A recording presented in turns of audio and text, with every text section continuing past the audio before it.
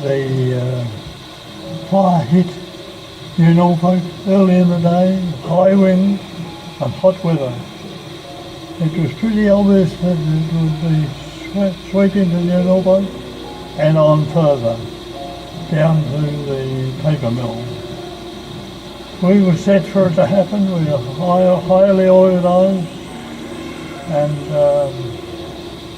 it arrived there about morning tea time.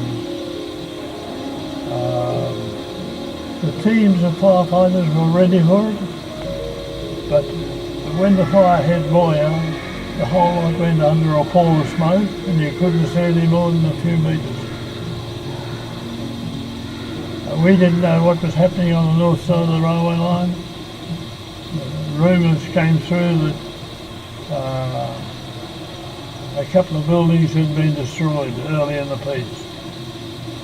The first thing that happened was the workmen who had bought their car to work, they left their workstation and ran down to get their car, protect their car.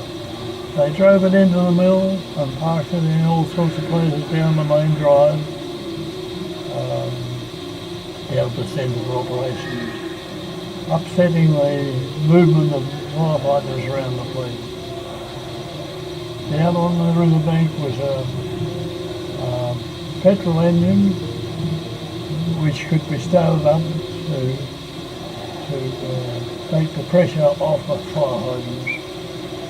And that was to start up and use river water to protect the pulp, stacks of pulp. They couldn't get the engine going, and in no time at all, burning refuse landed on the bales of pulp and set fire to all of them.